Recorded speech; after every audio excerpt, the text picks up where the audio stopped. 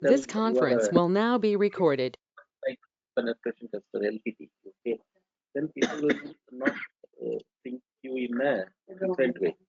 So in industries, the more or less LPT is the most penetration tester is the term used. Sorry. That's what sir is trying to tell. No, that's fine. It's good to clarify. So many jargons and then there's so many. Yeah, true. So I have a comment from Surya who is online. So he says like sometimes only IP address is given and ask us to do attacking to find vulnerables. Okay. Yeah. So this is also possible. So he's saying they sometimes organization asks provide only the IP address. Okay. And they'll try to find do the attack and then find the vulnerables. Okay. You want water, sir? Can I give you No. water? I'm perfectly fine. I'll take. It's there for a couple of days actually. Okay, right. So so this is a very important phase. Throughout this course, we will go through all these things. Okay. The 5 steps is the reconnaissance. It's also called the footprinting. Okay. So reconnaissance is nothing but okay. You understand that this is like a story. So if I want to attack a particular target mission, okay, what I need to do is that I need to know about what this mission is about, right? So the first step is to get the information of the target mission. So reconnaissance is nothing but gathering the information about the target, okay, or gathering the information in terms of how I'm going to attack the target, okay. So there are different types of reconnaissance. One is a passive reconnaissance, and another is the active reconnaissance. So the passive reconnaissance is that I know I want to attack, for example, say abc.com. Okay, I will not have. So in the passive reconnaissance, I will not directly go to the abc.com and try to do that. Okay, I'll not attack those IP address and all those things. What I'll do is that I'll search. I'll go through the social engineering. I'll go through the people who are working with the abc.com, try to get their information. Hey, what kind of information, what kind of server you're using. So it's more of like, social networking, okay, surveying, etc. And or you're going through the Google and searching what kind of this, what company is about, what is it they do, etc. and all those things. That is called passive reconnaissance. Active reconnaissance is like you are interacting directly with the target mission. Okay, I know the website abc.com. There are tools which will give me what is the IP address of this IP abc.com, and I can start, as Surya was mentioned, like if you know the IP address of the target mission, you can start attacking the target mission also. So and then you can know which ports are open, okay, what are the vulnerabilities on that particular mission, etc. All this possible by using active reconnaissance. So that is, you are just gathering information, you are not attacking here. Okay. So what you do is that once you gather, you document it. So when I talk about these steps, you think from both sides, unethical hacker as an ethical hacker. Okay, so both does this passive reconnaissance and active reconnaissance as well. Okay, now so you may ask, like, why do an ethical hacker or penetration tester need to do a passive reconnaissance? So this will actually give the penetration tester the view of what kind of information the outsider is knowing about the organization. Okay, so that is one way of simulating an attacker here. How much Expose the data, right? Okay, so scanning is nothing. Okay, we'll go to the scanning. So scanning is talking about what are the different types of scanning. Okay, if I want to scan abc.com, I want to know what are the different networks that is connected. What are different, firewalls? Is a firewall? Is a router? What are the different ports that are open? So all these things will happen as part of the scanning. So now what I did previously, I gathered information. Based on the information, I'm scanning the target machine based on the data that I have collected. So what are the things I collect? I collect the different types of networks, collect the different port scanners like network mapper, ping tools, vulnerability scanner. There are a lot of tools. Okay, so I collect the port information, and then I try to extract the information about what kind of operating system it is. Okay, what kind of device it is, from when the system is up, who is owning it, which location the server is located.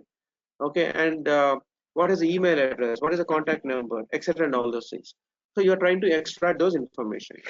So once the information is extracted, you are actually trying to gain the access to the particular target machine, which means you are trying to obtain the access of abc.com. Okay, now I know the IP address, I know the port number which is open. Now I have some tools, in Kali or outside Windows, etc.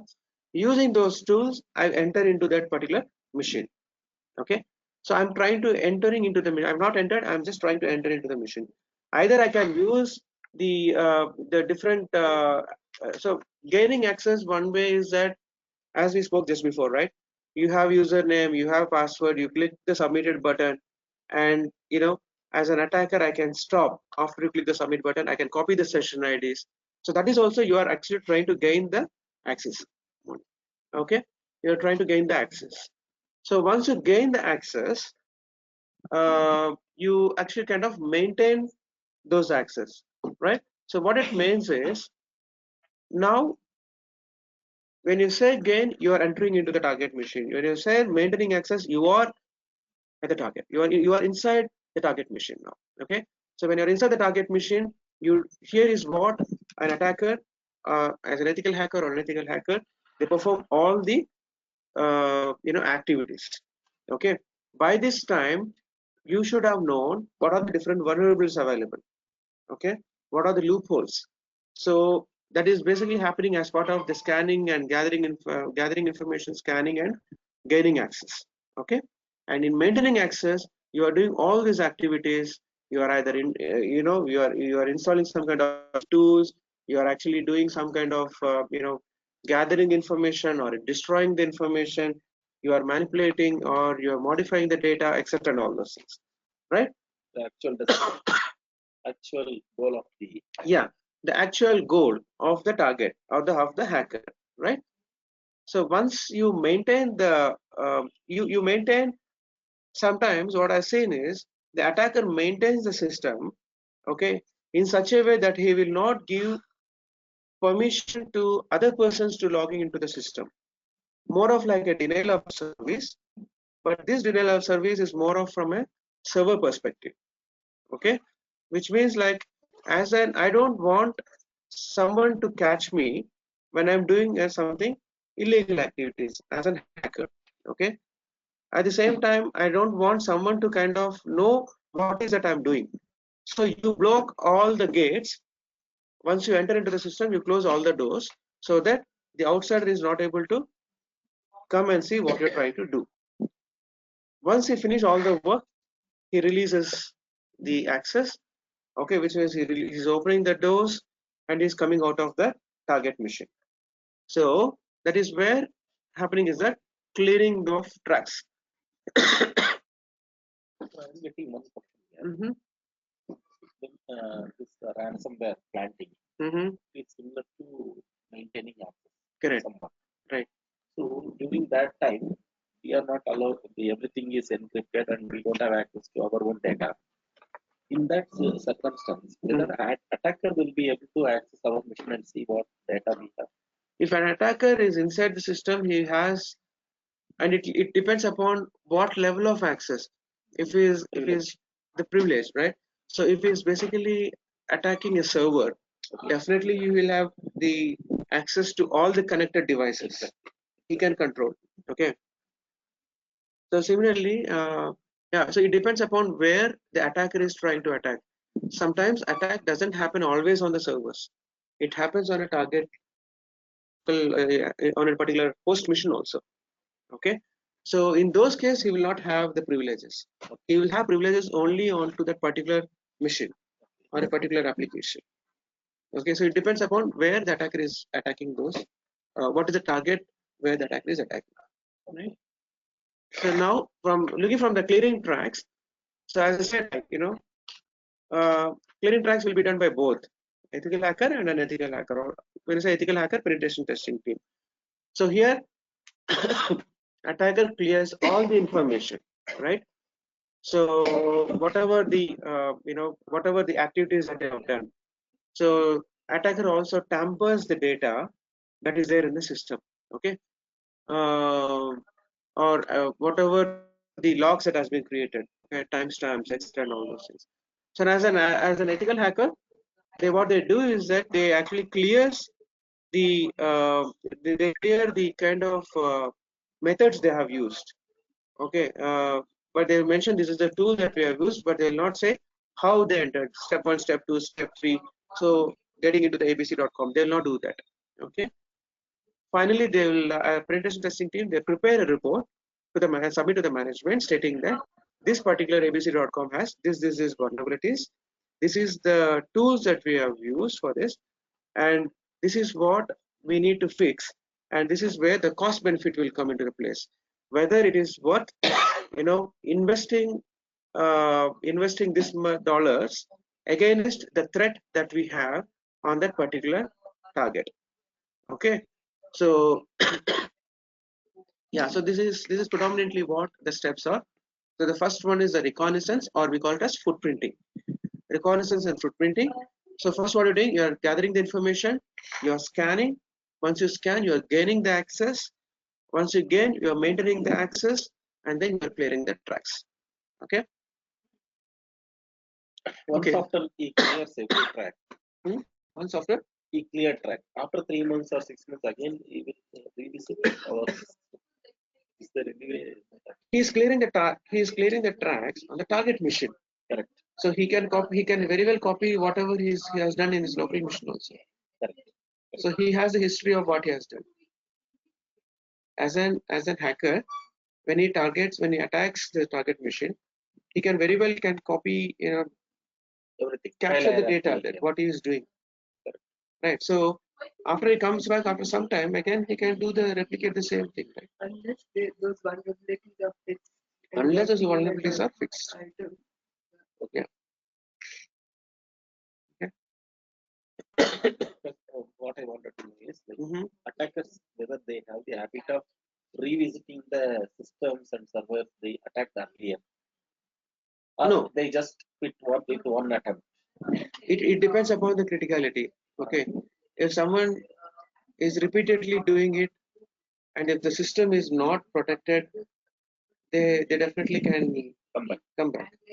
Okay, so if the organization is smart enough to kind of understand the security requirement and threat, and they should take the precautionary measure, then the attacker will not Yes, attack. now I am getting this bank heist. It keeps on happening. In Bangladesh, they looted heavily. Entire bank they eroded. Right. So, till about 6 months back or 1 year, one Maharashtra, the Pune, his bank was looted. That came recently. Why these people are not learned, these bank people, from the lesson from the previous incident. Correct. They could have implemented all the security measures. True. So Yeah. why people are not taking them? So it is not one, right? So I have seen many cases also. Okay, so there is one website in Sri Lanka where you can purchase. It's like Amazon. Okay, so what has happened is that you can purchase some of the products. At the same time, as an attacker, if I can go to the website before I click the add to the cart and submit for the payment. I can change the product price, okay, and I can submit, and will take the whatever the product. If it is, say for example, equivalent of $1, I can say to 1 cent, 2 cents, and I can click the submit button. Like eBay action site. And they ship also, and they ship the product also for 1 cent. Okay, so the website are still there. Okay, so that was there in eBay earlier. Auction sites used to be. So this is where the comes into the HTTP and HTTPS, the secure side, and what kind of encryption that you are using when you're accessing the data, right? Yeah. Okay.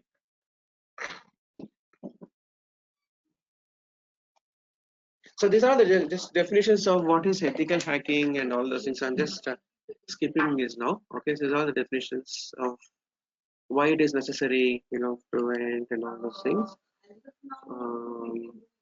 Okay. Okay. The skills of ethical hacker, the technical skills should have, strong understanding of the operating environment. Okay.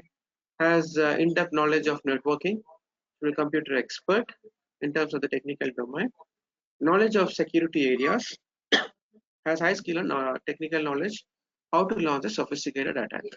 Okay. So non-technical skills are basically the soft skills. Okay, ability to learn, work ethics, organize security policies, especially if you're looking from a penetration testing or an ethical hacker. Management test. Yeah. So the technical skills we will be looking at here. No, so we will not cover the technical skills in terms of networking and all those things. We will not cover that. Sophisticated attacks and Yeah. knowledge of So we will security be areas. looking at least at some of the operating environment In terms of the commands of operating systems and all those things, in terms of attacks and we will do that. We will see. We will look from an we will go through the operating systems, Windows and Kali and all those things.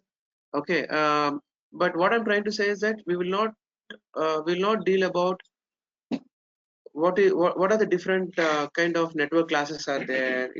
Especially the contents of CCNA. Okay, that we are not covering here. Okay, we are predominantly looking from an ethical hacking perspective. Okay. So if you need the information about the basics of the networking and operating system, let me know. I'll have some good books actually. You can go through that as well.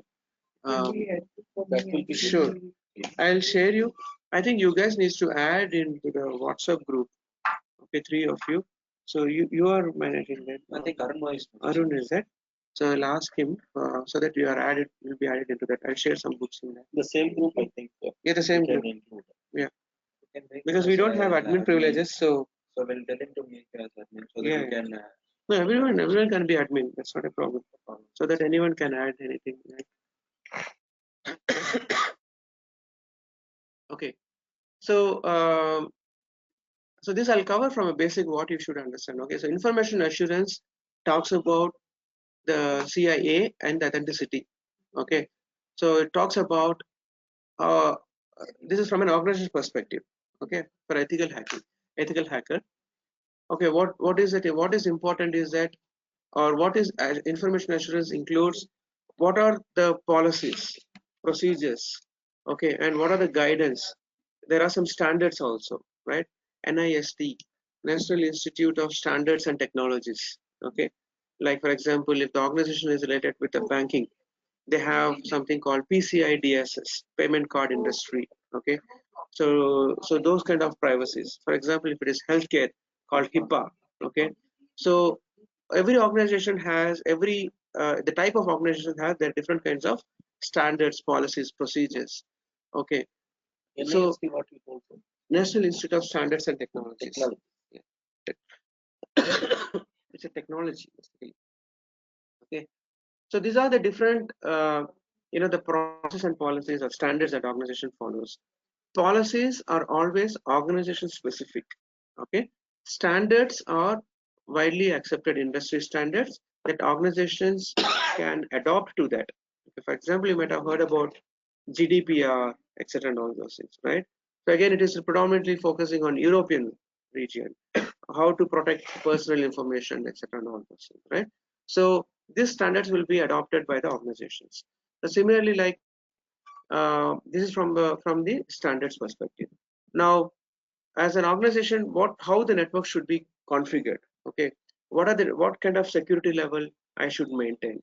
We saw that the three, the triangle of the networking, the security types, right? Levels of security. So accordingly, you develop the networking and the network strategies or architecture, etc., and all those things. So identifying network vulnerabilities, system should be able to capable enough to identify the vulnerabilities in the network and what are the threats because of that vulnerabilities. Accordingly, they also do a cost estimation, cost benefit analysis, etc., and all those things. The other thing is like identifying the problems and the resource requirements, right? So what kind of requirements, what kind of resources I need? Do I need, chief information security officer, or do I need a penetration tester? How many penetration testers are required? How many security analysts are required? So all these things is part of your information assurance. You create a plan, okay, in order to mitigate, in order to have the resource in place, like it is 24/7. Some organizations, they have SOC, okay, security operations centers, right? So again, they talk about 24/7, what kind of security they provide, and all those things. Quality assurance. True. Quality assurance, they look only from a quality perspective. Yes. Okay, so whether they met the standards or not, etc., and all those things. So applying appropriate information on assurance control, performing certification and accreditation, like accreditation, like EISA, like PCI DSS accredited, or we also have this ISMS, ISO 27000, etc., and all those things. Okay, and ensure the organization is providing information assurance training to all the employees. Okay, information security management program as an overall. If you see, you have this layer. So I'll touch a couple of things what you need to be aware on this one. So security policy, as I said, security policy takes the top priority compared to the process and the standards. Okay, so remember that it's a very important topic. So every organization will have well-defined security policies.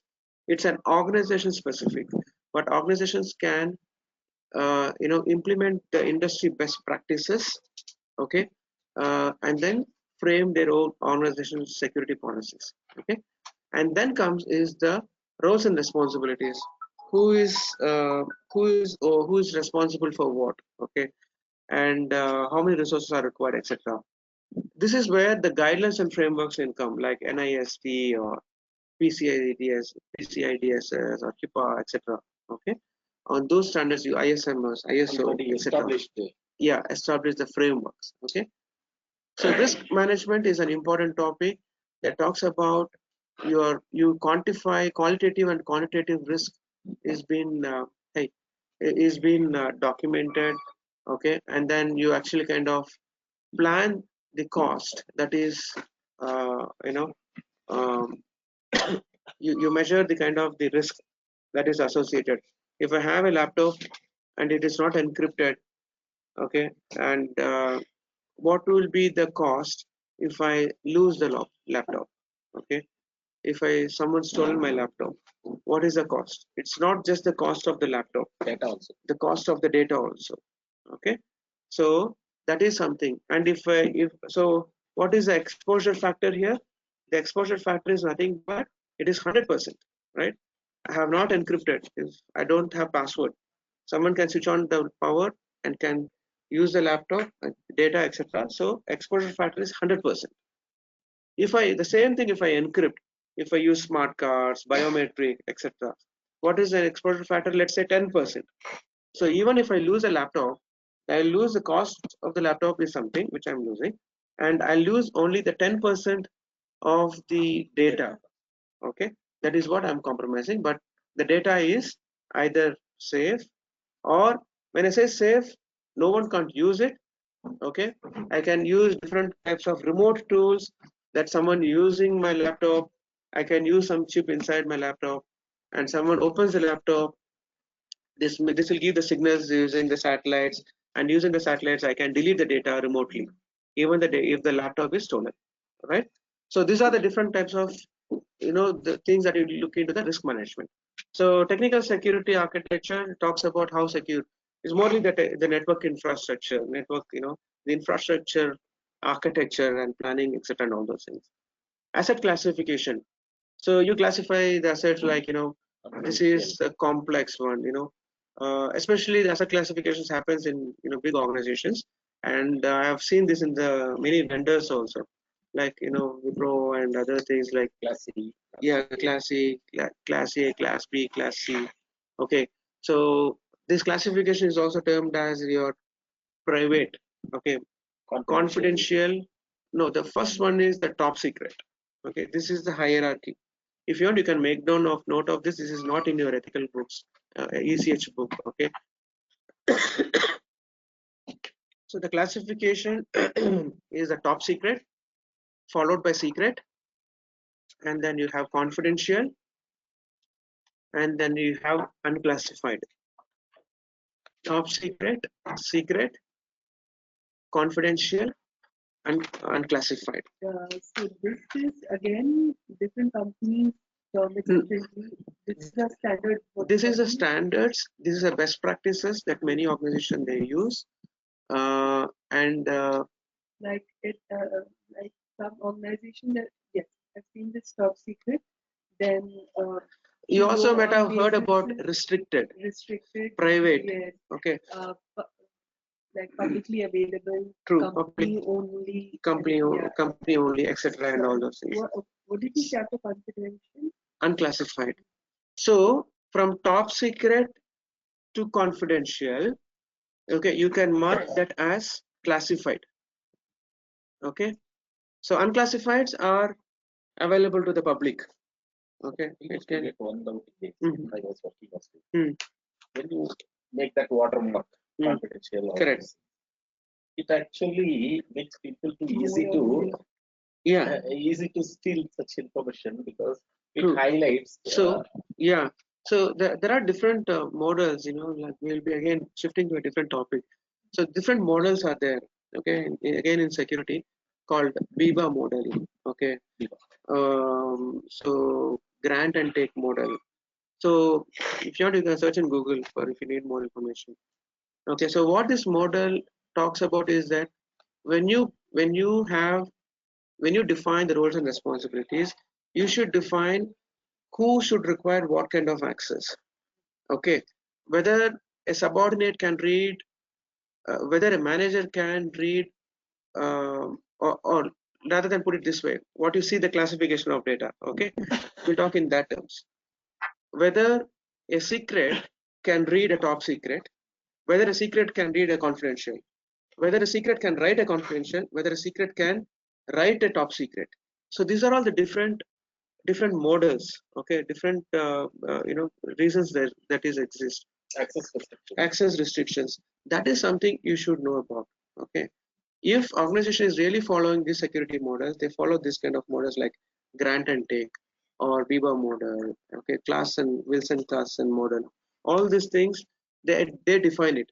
In that model, they say if it is BIBA model, you can read down. Okay, you can't write up. Okay, similarly, you can't.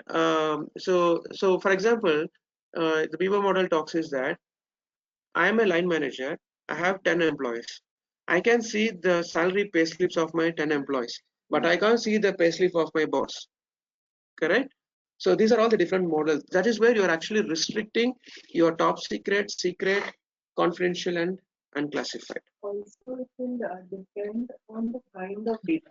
First of all, your classification, that you have different kind of segregation, True. right?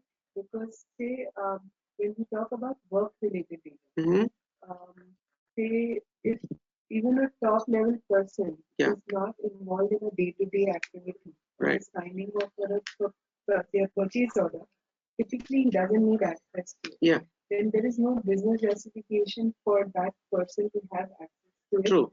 Although it may not be classified as a top secret or even secret, So it cannot just be a one pillar to this is what I'm trying to get at. Right. So what I have also said is there are it doesn't mean that you have actually restricted only to the particular user. Okay. It also what you also, especially the banking sectors or the very confidential organizations like government organizations like federals in US, what they do is that they will mention this data is available, or let's say the top secret data is the secret data is available to a top secret. Okay, only at this particular point in time for this particular duration. Okay, there are tools available which will actually revoke after the specified time, so that the information is not left it like that and then can be compromised by someone else at a later time. So what it means is it is also making the user who wants the information to use this information within the particular time. Window period. Yeah, the window period, kind of. Okay. So these are all the different kinds of security measures that you need to look from. And so asset classification, in other terms, is also like what kind of asset it is, like whether it is a confidential mission critical application or whether it is a business application. All right. So that is also you do define it as part of the asset classification. So security management and operations. So this is predominantly, the security operations teams 24/7 who supports the business and etc. and all those things. Business resilience is basically they ensure that all these things are running up and things. There is no any kind of problems or issues. If there is anything, they step up and then say try to escalate and bring Zero impact. zero impact. So business continuity management is they ensure the business is running there is no any kind of uh, issues. Okay, let me put it this way: the business continuity mostly refers to the availability. Okay, um, like 24/7, or if there is anything that has happened like floods or etc. Okay, this business continuity team will focus, will come into the place and then say, okay, this is your backup plan, this is what it is. That is where the disaster recovery comes to the place. Okay, so disaster recovery, if Chennai site is flooded, okay, and there is no power, so I have a backup in Delhi. So immediately all my operations network, everything is shifted to the Delhi, pointing to the Delhi, and my business is up and running. So that's what the disaster recovery is focusing about. What is my backup plan? Okay, what is the downtime? Okay, how much time my business can live if the application is not online? Okay, 99. This is where the SLAs and contracts comes into place. Okay, so yeah, Mitigation comes in business continuity. I will not say mitigation comes in business. Business continuity will have that mitigation plans as part of the disaster recovery. Business continuity team and risk management team will work very closely. So risk management will have those kind of response plan. It's called the risk response. In risk response, what kind of mitigation that you're doing? Either you're avoiding the risk, or you're transferring the risk to a third party, or you're accepting the risk, okay, or you are mitigating the risk with with an alternate solution. Okay. Okay, the training and awareness is important because every organization will say that you have to perform, you have to undergo the training every year, you have to do the compliance training, etc., and all those things. And security metrics and reporting are nothing but what the KPIs. Okay, we have to be at a given point in time, we'll say that 99% is my system is up and running. How many defects are there? Okay, how many vulnerabilities that I have identified? How many has been mitigated? So all these things will be part of the security metrics, and this reporting is what I was talking about in terms of the penetration testing team will submit to the management. Okay, so considering this many vulnerabilities, this is what we found, this is what we need to fix, and they closely work with the risk management team. They talk about this is the cost that is involved. If you don't do this, what would be my impact to the business? So all these things will be part of the reporting and submit to the management. Okay. Right. So the threat modeling is basically the risk assessment approach that we spoke about, right? Identify security objectives. Okay. Application overview. What are the different components, data flows, etc., and all are there? And how do kind of I define the threats? Okay, in terms of which threat requires high priority, okay, and all those things, and then you break down that threats into the scenario based upon the application and the decompose that you did, and you accordingly you define the scenario and the context of that of the particular, you control that particular scenario. Once you identify that, you are actually relating whether this particular issue or the loophole that I've seen in the system is, comes under what kind of uh, category. Is it part of the network related vulnerability? Is it a host related vulnerability? Or is it an application related vulnerability? Okay, so you are defining those categories. Okay, sometimes it may be the vulnerability related to the employee as well, the personal information, etc. So that is where you are actually kind of identifying the vulnerabilities. Okay, is it clear how you are identifying the vulnerability? So first you are identifying the security objectives in terms of like what is, the target, what needs to be done, and you're identifying how I'm going to reach to that particular target in terms of the components and data flows. Is there any kind of the trust boundaries? When I say trust boundaries, it basically talks about the networks, okay, the different network trust that you have, okay, etc. And how am I going to kind of when I say decompose, I am breaking down that particular issue into more detail. Okay, is the problem in the port? Okay, is the problem is because of the firewall, or is the problem because I have installed a new application in my system that is opening up a new port? Okay, so that is what you're decomposing those applications, and you're identifying those threat in terms of in terms of like, okay, this is related to a port and this is related to this particular application. And now when I identify the vulnerability, I will say this particular vulnerability is related to application threat, okay, or application related vulnerability. Okay, so once you identify the threat modeling, you are actually kind of you build your strategy as part of the steps that you have seen earlier. Okay, so just understand this enterprise information security architecture is nothing but it should help you to monitor and detect the network behaviors. Okay, how it is working, what is the real-time scenario, etc., and all those things. So this particular enterprise information architecture, security architecture, is nothing but at a particular point in time, as a given in an organization, we saw that the security policies, right? You define the security policy. So from that security policy, we'll talk about the goals. Okay, we'll say that okay, we are going to identify the the loosely coupled networks. Okay, and we are going to identify the issues that is there in the system. So how are you going to do that? How the organization is going to benefit that by doing that, and how it is going to benefit the uh, organization to protect those assets is nothing but you all do these steps.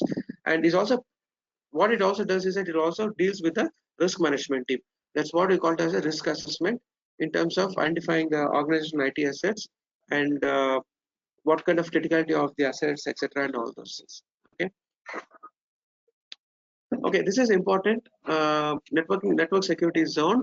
So there are about 5 types of zone. Just understand what it is about. So internet zone is nothing but you don't have any kind of restriction. Okay, so it's an uncontrolled zone. Anyone can access uh, the internet within the organization. Even the outsider can access. There is no securities. There is no firewall. Okay, it's an open system. Okay, that's an internet zone. Internet DMZ is dematerialized zone.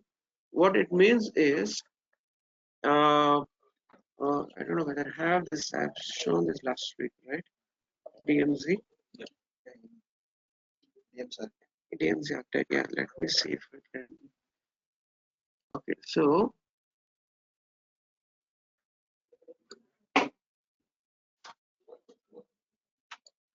if you see this here, this is the DMZ network. Okay, what you see is you have internet, you have enterprise LAN. And I say enterprise LAN, it is an organization internal network. Okay, so between you have is 2 firewalls, and this is what your DMZ network is. Okay, you have router, web server, mail server, all this configured. What it means is an outsider can access the web server, mail server. At the same time, an internal organization can also access this the DMZ network. However, the outsider will not be able to access the internal organization network. Okay, so you have these firewalls here. The best example for this is your Yahoo mail servers, okay, Gmail, Yahoo Mail, etc. and all those things. So you have a web server located, and similarly the Yahoo employees will be able to still access their internal network, Yahoo servers. They can maintain the Yahoo server, etc. and all those, right? So these are the router. So this is an example of DMZ network. And similarly, production network zone is it's a restricted zone. Okay, it's basically control the direct access to the uncontrolled networks. So when you say uncontrolled networks, the network that is outside. Okay, so only the in this case, the best example I can give is um, you have a production server. Okay, so production server can't be accessed by a end user. Okay, only only the staff who is supporting the production database or the production server will have those access. Okay, like for example, if you want, you can say Active Directory server, AD servers, if you are familiar with that. So anything that is related with the production, is it implementers, yeah, implementers, or who is maintaining those servers, etc. Okay, so intranet zone is nothing but if you see here, let's assume instead of enterprise LAN, this is intranet. Okay, so no outsiders will be able to access this, right? So you know the difference between internet and intranet, right?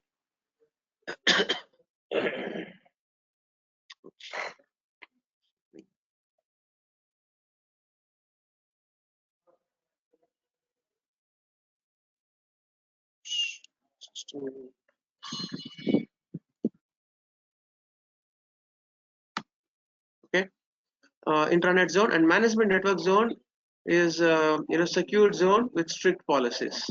So most organizations will have this management network zone. They'll say that you'll not be able to access Facebook within the organization, or Gmail, etc. and all this, like Google Drives, etc. So they have those policies. These strict policies, again referring back to the company policies, security policies. Okay. All right. So these are the different goals of security policies. I'm not going through this in detail. It talks about what are the best practices, what will happen if we implement the security policies of an organization, etc., and all those things. Okay. So the types of security policies you have: promiscuous policy, permissive policy, prudent policy, and paranoid policy. So this policy is nothing but there is no restriction, as we saw earlier here, the intranet zone, right? So it's more of like a promiscuous policy, and permissive policy is like, there is something, there is a dangerous services or attack that can happen that are blocked. For example, in organizations, permissive policies is like you can't access, torrent sites, etc., and all those things, right? You can't access an FTP site which is open, okay, etc. So these are all the sites that are blocked by the organizations. Okay, selectively, right? And which sites are blocked will be defined as part of the policy rules. Okay, in the policy rules you say websites starting with abc.com, etc. These are any site that is having abc.com will be blocked, or any domains that is starting with or ending with policy. So selectively you are blocking those. So prudent policy is like you're providing the maximum security. Okay, so it blocks all the services which are not related to the organization, which organization doesn't feel that it is required. Okay, so in this case here there may be some sites which are blocked, but Facebook is allowed. Okay, Gmail is allowed, let's say. So in this case even that is not allowed. Okay, you are actually completely blocking all the services. Only that is required, like only google.com will work. Okay, no Gmail, no Yahoo, etc. Whereas in this case the paranoid policy states that you can't have access to internet. It is something like you are almost like in your intranet zone or local area network. Okay, you will not have access to internet connection. You are connected only to the network, within the organization, right? Okay, so these are all the different examples here of security policies, like access control policies, remote access policies. Access control policies, like it will define who should have the access. Remote access define who can who can access the machines. Okay, like VPNs, etc., and all those things. Like for firewall management, it will say that okay, this is protected. Okay, um, uh, these devices are protected with these firewalls. Like for example, DMZ, we saw 2 firewalls. So it defines those policies will define about firewalls. Network connection policy defines upon it talks about, like, who has the permissions to install a new network, who has the permission to change the network configurations, etc., and all those things. Password policy talks about how strong the password should be. For organizations, I said you should use, the different characters should be minimum 8 characters. You should have one capital, one small, special characters. So how strong you are defining your policy for your organization. That talks about password policy. User account policy, it's about user creation. Okay, so organizations having 5,000 users. So I say, like, as an Active Directory admin, I need to add a user. So only this particular identity and access management team will be able to kind of create the user policies, right? So only admins can create the user account. And similarly, this user account policies talks about who should have what kind of access. We spoke about that BIBA model, all these things, right? Restricted, top restricted, etc. Similarly, here you are talking about who should have what kind of access in terms of the tools. Now, information protection policy talks about the sensitivity and the information who may have access. So again, this is where actually talk about that top priority, top secret, secret, confidential, non-confidential, etc. Special access policy is again, it will be granted only to a specific persons. For example, like Chief Information Security Officer needs to know, okay, the business critical applications and what kind of security measures. So only he will have, or VP will have on certain specific high critical access. Okay, so special access policies. So one example of the practical, real scenario is that there is an organization, they wanted to kind of introduce a so they have they're maintaining the server rooms and etc. and all those things. Okay, and no one is authorized to enter in the server room except one administrator and Chief Information Security Officer. Okay, so what they did is that they created a kind of break the glass approach, which means to say that only the VP Information Security will have that key. Okay, so in case if there is any problem that rises with the system administrator or network administrator and the Chief Information Security Officer, if they are unable to open the server room, okay, so what they do is that there is a separate locker that is created and they physically lock that, okay, locker, the server room basically, I would say, and the key is kept in in a glass box, and they kept it in a locker, and the glass box is such a way that you can't open the glass. Okay, you have to just break it. Okay, it's concealed. The key is kept inside the concealed one. So in case of any kind of disaster that has happened, okay, if there is CSO is not available or admin is not available, then the VP of the information security can break that particular glass and take the key, okay, and open the server room.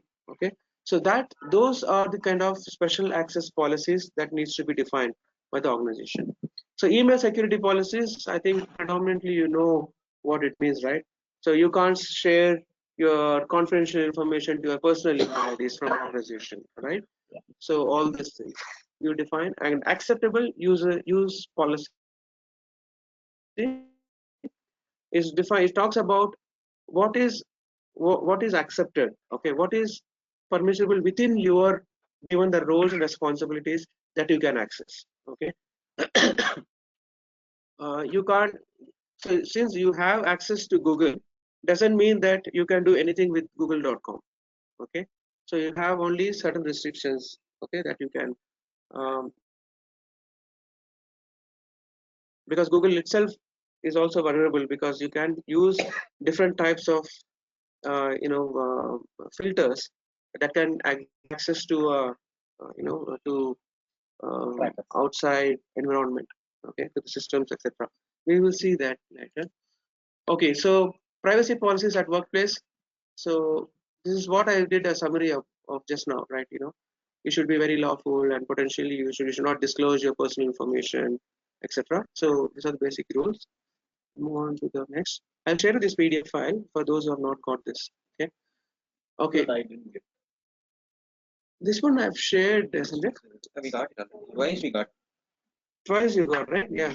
I don't know. I It's got only one. Okay. I'll share it again. Anyway, you will be.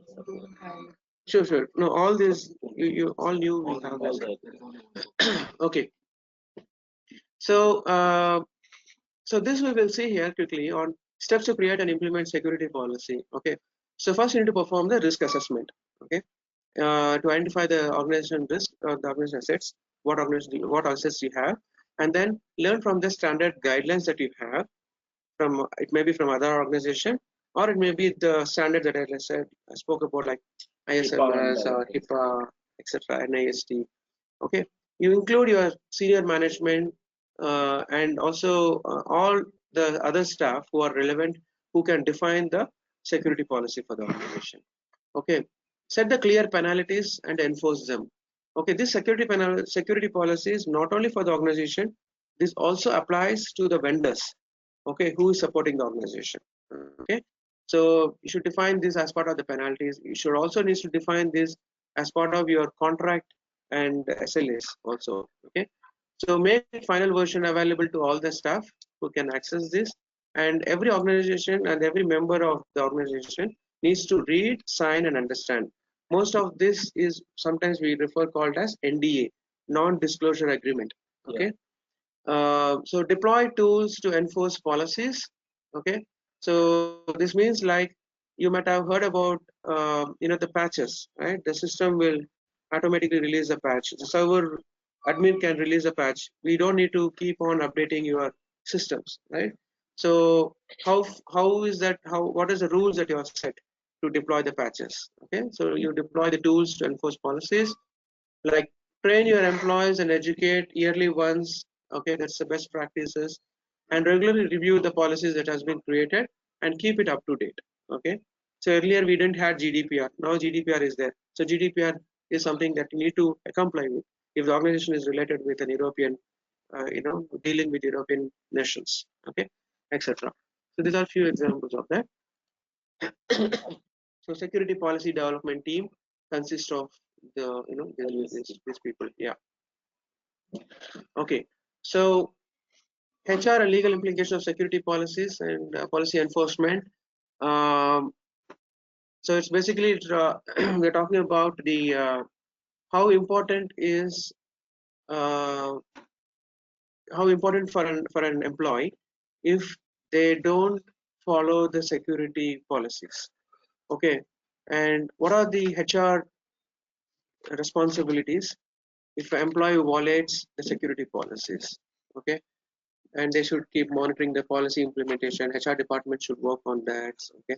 I'm getting to why they are not using the word deployment instead of enforcement. Enforcement usually creates that rebel. Yes. When you say I'm enforcing something, people get rebellious attitude. So enforcement is Something deployment is different, right? So enforcement is, it may be legally required. Okay. So if it so if you don't have deployment, is just you deploy, whether you use it or not is not mandatory. Applying strictly. So when you say enforcement, it is also termed mandatory. it's a mandatory, it is a legally required.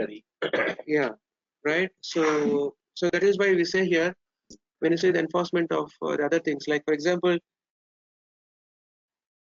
you can't share your passport details, okay, to an employee, or you can't share your offer letter or confidential information to an Agreement also. employee. Okay, that may be within the organization. That's fine. Okay, but if there is something, imagine an organization that is dealing with federal governments. Hmm. Okay, and you can't share the details of the personal of the project. Okay, even when you are actually kind of outside the organization. outside the organizations. Okay, Also, what enforcement would typically mean that there would be repercussions of doing what you're not supposed to do. yeah, I'll tell you one basic example here. Okay, software. You might have heard about export and import controls, right? So if you're taking a laptop to an out of India, at the airport you have to declare, right? If it is an organization laptop, that's fine. If you're carrying more than one laptop, you have to declare, and you can't carry more than one laptop, organization official laptop outside India. In most of the organization, it is treated as illegal. Okay. In some of the cases, what we also seen is that you have to declare, the assets that you have been, what is that you're trying to take. It may be a personal laptop and an official laptop, that is still fine, but still you have to declare it. Okay. Now, even if you are taking your own laptop outside India, you have I have seen some cases where the customs have been called for kind of investigation to say what kind of software it is and what is that you're doing, etc., and all those things during the immigration check. So you have to kind of clearly mention if you are whether you are permitted to work outside within this particular software is something very important. Many organizations, they have these policies, like countries like Cuba, Nigeria, they are called embargo countries. Okay, so working on those embargo countries is very kind of restricted. Risky. Okay, and you can't, as part of the software export, okay, controls, you are not supposed to take certain kind of applications or software to those kind of embargo countries. Okay, there is a compliance team in every organization. You have to talk to the compliance team, take their view with the permission with the compliance team. You can do that. Okay, and they give you a letter. You can show that in the airport and etc. and all those things. So even if you are taking a software in your laptop, okay, that is where you have to declare all these things. Now let's imagine you are not traveling. You're working remotely, etc., and all those things. You have a company in Middle East and or Nigeria. But again, even if a company from Nigeria asks you to develop a software, you can't simply develop a software and give to them. Okay, still it's part of the embargo country. Okay, and even if you develop an software, you share it with those embargo countries, that is also termed as software export. Okay, it's also termed as software export. It also has violation of the regulatory details. So that is what the policy violation is. Okay, so you should be very clear on that. If any violation that happens, that you have a repercussion, or where the HR needs to come to the place and then say they should take a strict action. So It this may, one laptop, official laptop policy. yeah. Are you sure Sure about? Are you sure about it? That policy, only one laptop we can carry out. You can carry, if you're carrying a second laptop, you have to declare it. Yeah. Because what happens is whatever laptops we are getting from the organization, yeah, they don't give. No, that isn't. So those laptops are, when I say when you're carrying one laptop, you're carrying personally. When you're traveling. So those those exports are different. Okay. You export in bulk and all those things. You have a customs duty and all those things that the clearance should come. So that's a different thing. But when you are traveling as a business traveler, you have to declare. What is that you're carrying from an official point. Okay. Yeah. Okay. All right. All right. So I think the physical security, you will see this I'll talk about generally physical security is as I talk about, like, how secure is your organization premises is about, okay, whether you have CCTV cameras installed at the required places, and whether you are using your smart cards. Okay, people are not tailgating, when one is going out, and then the second person is without tapping, he's getting entering into system, etc., and all those things. And it also talks about the environmental threats and the man-made threats. Okay, the environmental threats are, okay, is a flood safe area. Okay, what happens if there's a fire? You have a fire extinguisher. Okay, how are you conducting the fire safety drills, etc. Okay, all these things are part of it. Man-made threats, again, like wars, terrorism, explosion, like we saw that Iran, Iraq, US and Iran, etc., and all those things, right? This is important here. Dumpster diving. Dumpster diving means you have a confidential, document. Okay, you took the printout of a confidential information, and after some time you thought, okay, this is not important, I don't need it, and you just throw it in the dustbin. Okay, so there is if there's a hacker is there, there's someone who is kind of into it, so he can pick it up from the dustbin and he can see the confidential information. So dumpster diving, so you are actually dumping the confidential information in the dustbin, and then someone is trying to pick it up and then use this information for attack. Okay. Okay, so the physical security controls, as I spoke about, right? The CCTV.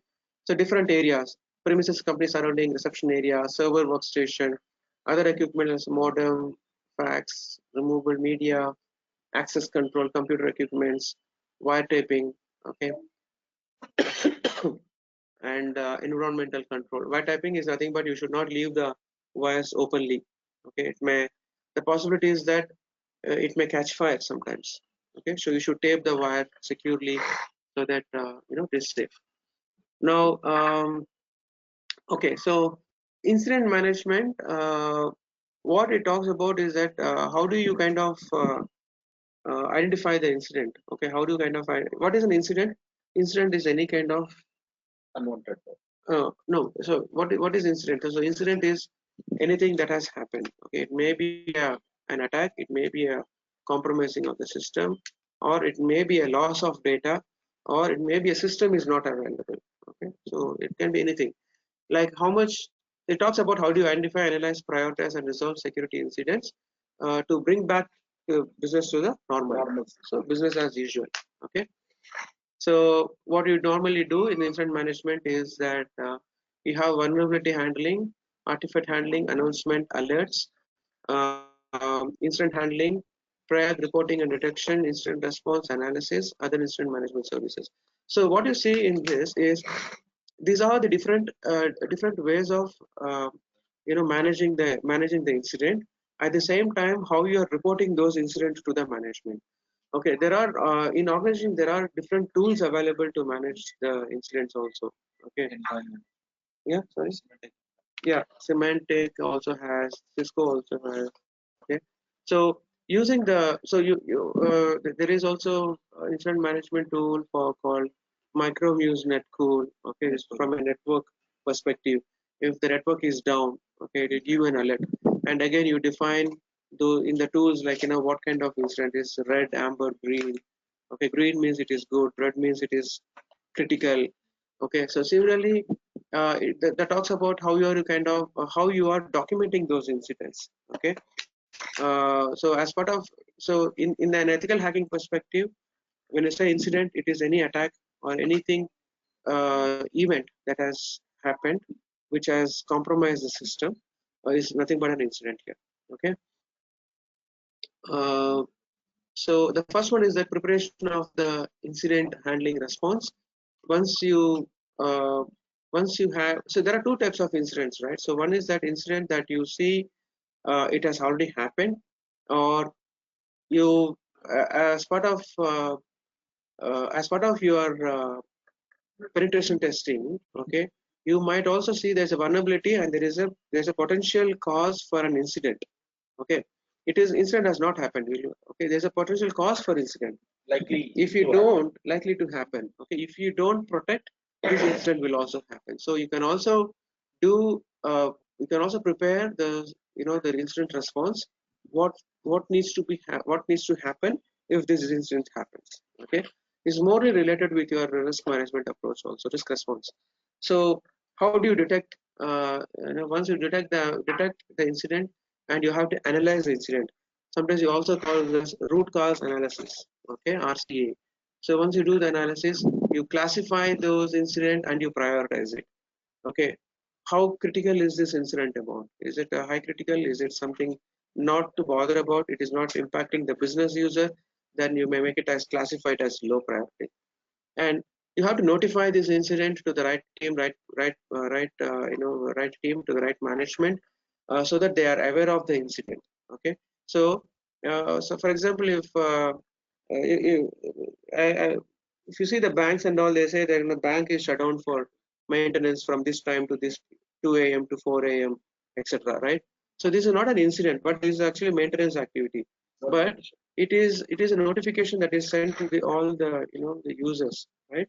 So similarly, when an incident also happens, we also need to communicate there is an incident that has happened. We are working on that incident. Okay, I think most of the organization you might have seen, server is down. The support team is working on this particular incident, and this is the incident ticket number, etc., and all those things, right? So the containment is basically you are ensuring that how well that you are working on those incident. Okay, in the particular given scenario. Similarly, like what are the steps that you have taken in order to mitigate those incidents. Okay, and similarly, the forensic investigation is nothing but once incident happens, investigation will be done in terms of how it has. They do a kind of replay of the incident, and they say, okay, uh, an intruder has attacked abc.com. So this is the channel that he has used. This is the tool that he have used, because sometimes they may also go through the logs. Okay, so using the logs, he has come to this particular point at this point in time, and then he went into this particular server, etc., and all those things, right? So eradication and recovery is basically you're trying to find it out, how soon you are trying to recover your incident. Okay, what is the time it has taken? Time to recover your business as usual activities. Okay, and the post incident activities are nothing but, again, you document the findings of this incident, and you also post this as part of your incident response team. Sometimes we also call it as emergency response team. Okay, ERTs. So ERT is also responsible for to inform the incident management team when there is an incident that has happened. Okay, so similarly, the post incident activities includes documentation of the lessons learned. Okay, what are the how this uh, okay, who are all involved in this incident response, incident management process, incident identification, and what are the steps that have taken in order to do the precautionary activities. So what I've spoke about, okay, incident response team called IRT. Okay, so this is what it is. We spoke about what are the main responsibilities that they do the proactive approach. Okay, developing and reviewing the process. They ensure all processes are followed to minimize the damage. Identify and analyze what has happened as part of it. So this incident response team is one of the the key team in many of the organizations, and they are the first response team. Okay. So I have a question. This team to handle this incident management, this team will be having any particular software, any there is available in market, like CRM and all that, no? Like that, for this any tools? Yeah, there are tools. So for example, in ethical hacking, we will also use just manually typing everything in Word, Excel. Right. That will be very cumbersome. No, so we have Wire actually. There is a tool in ethical hacking. Okay, so Wireshark is one of the tool can be used if you want to look from and how the network traffic is flowing, etc., and all those things. who has entered into the network, what activities are happening. So in this, so it is like a log that keeps on running, and then you can use this to identify the incident. If I'm if the asking, stick to this for the security documentation handling, perspective, incident handling team. okay, Like now, our telecallers, PPO and all, they are using customer relation, the CRM software. okay, That will be a whole, it will be like SAP, like that ERP things. There is a special software, like even for banking, there's okay, a special software used. right. So that will take care of entire chain of activities. There are a lot of tools. For So this for example, particular incident management, yeah, any such I have seen ready to use service now is that service now they have Service now. service now. Service now. Now, NOW. Service now. That's an That incident. is more like even a request. that People will everything log in is incident through you that. get, correct. As Yeah. a test side, we are Service using now. that only. That is Service now. For incident management, we are using service now. But BMC remedy is there. I Some don't will use the test. necessarily believe, sorry, service now is for incident management because even your ticketing, etc., you're using that, right? It is not an automated tool to pull the incidents. What is the other tool? So the BMC remedy. SIEM, if you talk BMC, about yeah? SIEM BMC now, Remedy. Yeah. SIEMs are integrated to these SOC things Yeah. to give these kind of reports, I think Reports. what he's talking about. Yeah. But then ultimately someone has to analyze them Correct. and put them in place. Yeah. But your service now is a ticketing tool. It is not an incident handling tool. Say all your requests, even if I need say, a mobile, Correct. I need to log a ticket to service now to get it. But that's not an incident necessarily. Yeah. So from a networking point, I think Splunk, these themes, Yeah. etc., are the tools which give these Correct. kind of Plus, I think outside also. Outside is also there. No, many are there. Rapid So, Dragon or so whatever. what I have seen is what I have heard. Probably I'm not sure, but these tools can be integrated with the service now. Yeah. Okay. So there are plugins available. So using this, what will happen is that if there is an incident, okay, normally what is happening is you have an incident, you go to service now and raise a ticket. Correct. Okay, they give you. But using these automated tools like ArcSight or Splunk, etc. Outside, what is it? ArcSight, ARC. Yes, GHT. So these tools can be integrated to the service now. As and when the incidents are there, the service now itself will create a ticket and raise raise the priorities. That is one thing. The other is like as I talk about Micromuse Netpool. Micromuse Netpool.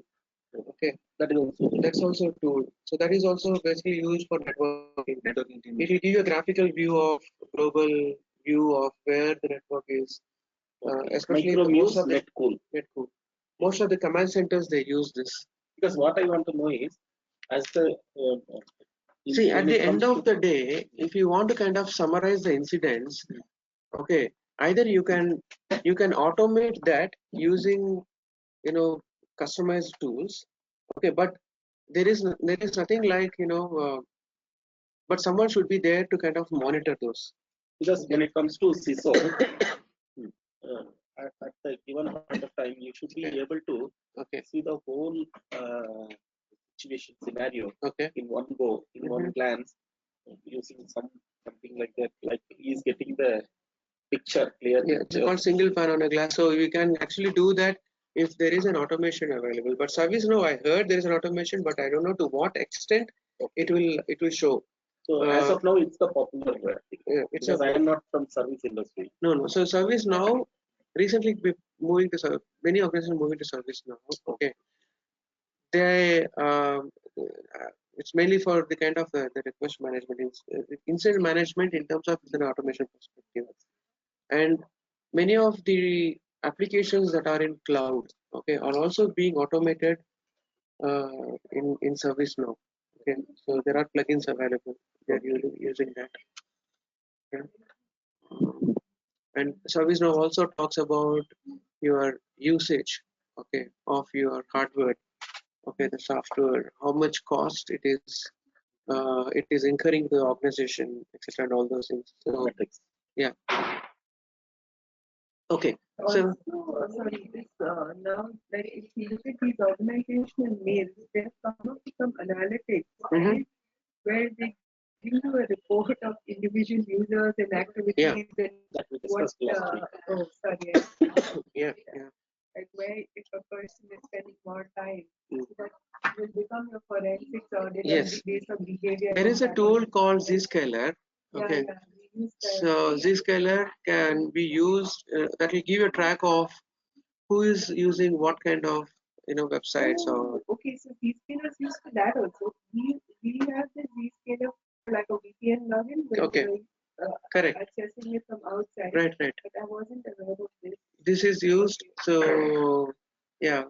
So in our Wipro, when I was with Wipro, they used to use one tool called Sapient. Okay. It's a Pune-based company. Okay. Yeah. They are doing the same thing. Okay. Employee monitoring. Monitoring. Correct. So Now even Microsoft, that Outlook fully has come out with it. They're sending reports every day, but I don't know how much at this point management is collating. Okay. Because depending on the size of the organization and then again the level of exposure that they have. Actually, for when I provided laptop to my daughter, that parental thing is there. Right. So every week activities of my daughter, Yes, net, correct. I mean computer usage. Correct. I used to get report. Yeah. That kind of thing. True. I remember Microsoft used to do. True. So in Zscaler, you can also know who has connected what kind of devices, like USBs. So it will create a trigger alert, and then that is also one way of monitoring your system usage, not only the usage of the system, but what devices are being connected to where you have connected, etc. and all those things. Okay, so now, moreover, the Zscaler point is that it can also be configured with your mails to say that if you have sent any confidential documentation or documents to your personal mail ID. Okay, so in Zscaler, there's a capability you can use keywords like confidential, restricted, top secret. If you give these keywords, and if you configure that keywords, that particular options to the mail server, so any mail that has this kind of keywords, okay, and it will create a trigger and alert to the networking team or the security team or cyber defense team. So it is also there. Yeah. Okay. So what is vulnerability assessment? Vulnerability assessment is an examination of ability of the system or application. Includes current security procedures and controls. Okay. So this is what we saw, right? Yeah. It's basically to identify the weakness and predict the effectiveness of additional security measures that needs to be taken care of. Right? Sorry, This is. do we get a tea break in between? Oh yeah. So I think it's already 12:30. Should we go for the lunch break? Isn't it now? 1:30 will 1:30? Oh, is it? Okay. So we'll have class till 5 o'clock. Okay. So before that, what I want to do is I want to show a couple of things on the Kali tool today. Okay. We started at 10 o'clock, 10:05, 10:10. Okay. But again, we wanted we have more new people, so we want to kind of revert, coming back to the basics again. So first class. Yeah, we can say more of like first class. Yes. So. All right. We get a 10-minute break. I'm sorry. Oh, sure. Or even 5 minutes. Some break. Please. We can take. So we'll take a 5 minutes quick break now. Yeah. We'll break at 1:30. Okay, 1:30 to half an hour or 1 hour. Half an hour is sufficient. Otherwise, it may become too much. So 1:30 to 2 we can break. 10 minutes. Okay now. Yeah, fine. I'm sorry. And what's your name? Subramanian. Subramanian. Narayanan is my first name. No, I will call you sir only, but just at least. No, you can call me Narayanan. So that's what most of you are calling me sir. So please don't call me sir. Okay, so just we are in the professional world, so you can call me with my name. As a guru, No, nothing like that. And you work also. No, so I'm basically come with 21 years of experience in the information security and project management. So I'm an independent consulting kind of thing. So I do a lot of assessment for the organizations in terms of the security and. I would like to discuss something maybe Sure. offline with you. We'll do that. we'll do that. You are doing as a freelancer or you are having your own office? So like that? no, so it's more of like a consulting kind of thing I have. So not even the freelancing kind of. It's more of like a contractual and this thing. I mean, you go to approach. No, so the companies, there are many companies they approach me. So initially I was doing kind of reference kind of thing, but after that it was all through the reference. Digital marketing. Oh, we can say digital marketing. Everything is digital.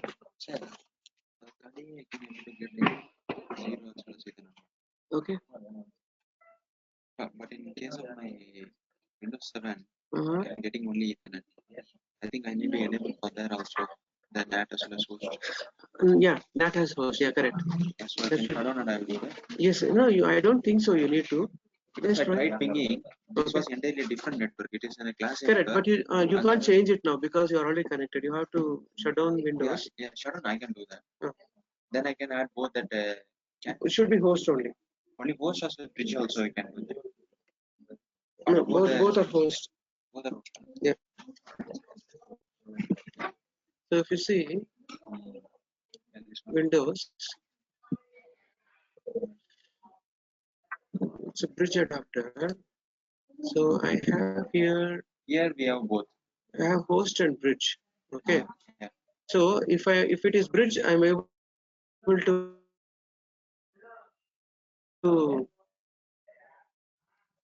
connect to host.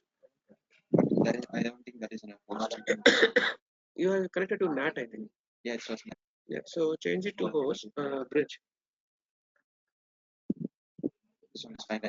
Wi-Fi.